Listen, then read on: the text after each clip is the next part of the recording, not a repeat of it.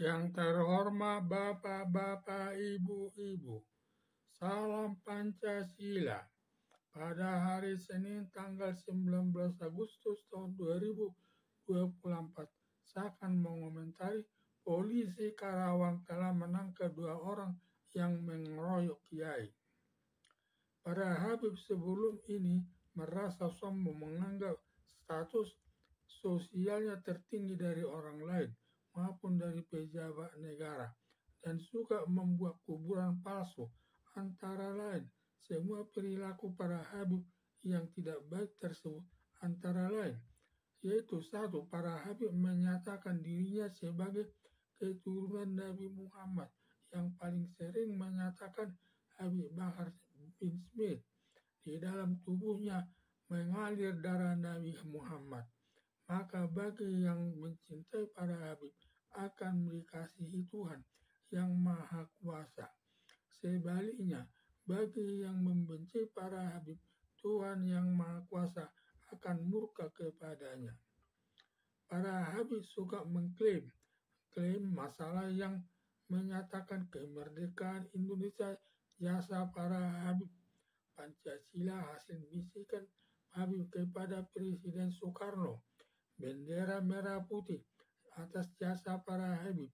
Semua klaim para Habib tersebut tidak ada faktanya. Membuat Mahfud MD, Panglima TNI, dan anggota DPR terusik rasa kebangsaannya.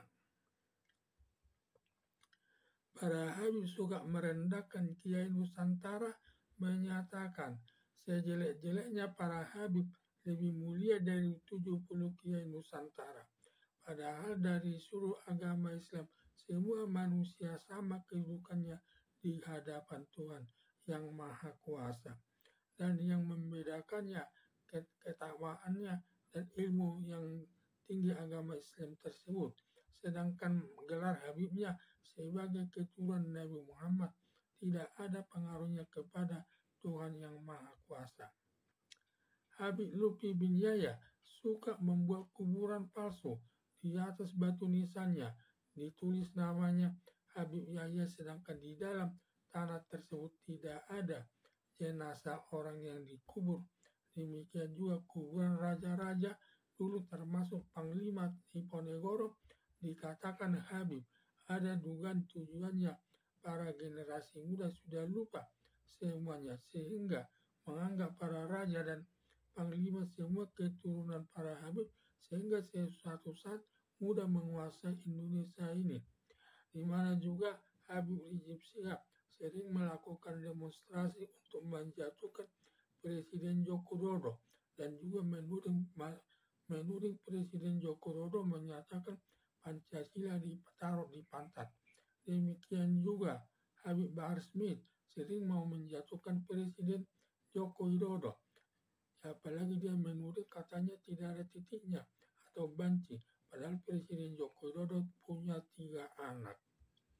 Setelah Kiai Imanuddin Usman Al-Bantani melakukan penelitian ilmiah dari sudut nasab atau garis keturunan para Habib dengan Nabi Muhammad, juga dari sudut sejarahnya bahwa para Habib putus hubungannya dengan Nabi Muhammad, baik dari sudut garis keturunannya, baik dari sejarahnya mulai abad ke-4 sampai ke-8, tidak ada yang mencatat sejarahnya tidak benar.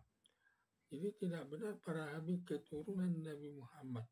Juga dari hasil tes DNA masuk kelompok G atau masuk kelompok Israel dan sama sekali tidak ada darah Arabnya. Apalagi sama Nabi Muhammad sama sekali tidak ada yang hubungannya yang masuk golongan J1. Akibat temuan Kiai Imanuddin Usman Al-Bantani, para Habib sangat marah menuding Kiai Imanuddin sebagai dajjal dan perusak nasab para Habib. Sebenarnya para Habib tidak perlu marah-marah, cukup membantah lewat penelitian ilmiah juga bahwa para Habib keturunan Nabi Muhammad. Ternyata para Habib bukan keturunan Nabi Muhammad dan yang tidak bisa dibuktikan secara ilmiah. Seharusnya para Habib tidak perlu marah-marah, memang secara faktanya bukan keturunan Nabi Muhammad. Menambah kemarahan para Habib berkurang hasilnya, di mana para Habib sudah tidak diundang pengurus masjid untuk ceramah di masjid-masjid yang mendapat honornya cukup besar dari pengurus masjid tersebut. Dengan terbongkarnya Habib palsunya, sudah tidak bisa minta uang lewat kiainya, biasanya selalu diberi sampai 40 juta, nanti akan mendapat hasil berkali lipat atas pengaruh Habib tersebut.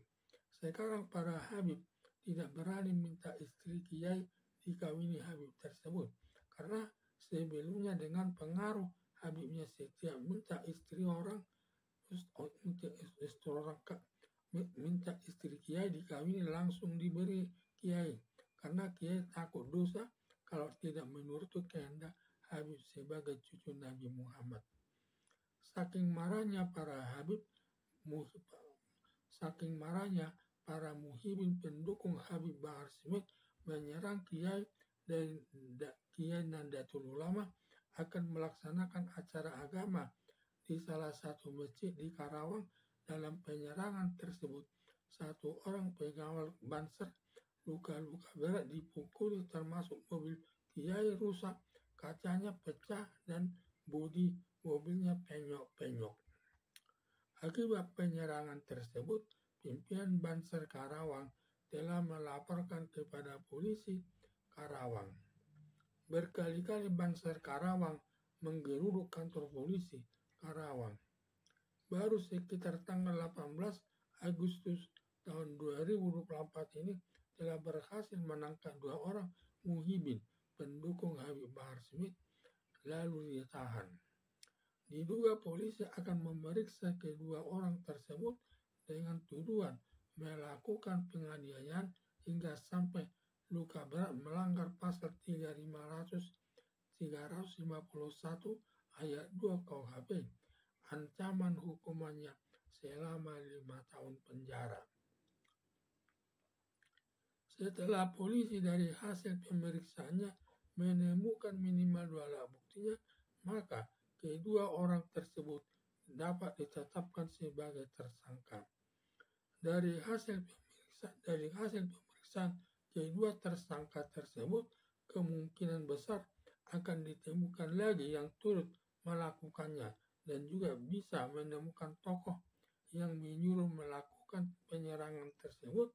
Kemungkinan besar Habib Bahar Smith ikut terlibat dalam penyerangan tersebut sebagai pihak yang menyuruh orang lain melakukan penganiayaan tersebut.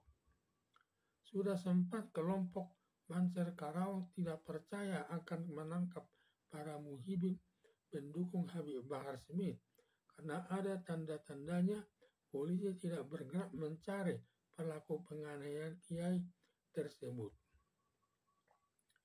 Sampai Banser Karawang menggeruduk kantor polisi Karawang, dan terakhir Banser Karawang menggeruduk lagi dengan mengancam polisi bila polisi tidak menangkap para muhibin pendukung Habib Bahar Smith, maka Banser Karawang akan menangkap sendiri pelaku penyerangan Kiai Nusantara tersebut. Bila sampai Banser Karawang yang berhasil menemukan 2 orang pelakunya tersebut, di mana polisi Karawang sangat malu, dianggap tidak bertanggung jawab dalam melaksanakan tugasnya. Adanya tekanan Banser Karawang efektif juga, hasilnya membuat Polres Karawang serius mencarinya, lalu berhasil menangkap 2 orang pelaku penyerangan tersebut. Dengan penangkapan 2 pelaku penyerangan tersebut selaku muhibin pendukung Habib Bahar Smith, di 2 kelompok Habib mulai terpojok, apalagi masalahnya sudah berkembang sampai kepada mantan Menteri Polkam Mahfud MD, Panglima TNI, dan anggota DPR RI. Harapan saya polisi Karawang agar segera menyelesaikan pemeriksaannya untuk dapat dilimpahkan perkaranya kepada jaksa penuntut umum.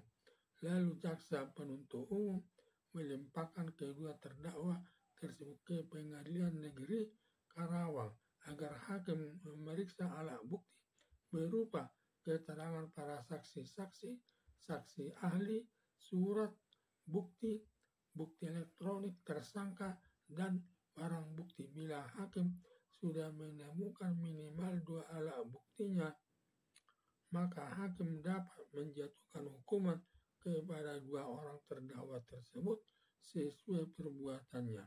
Sekian dan terima kasih.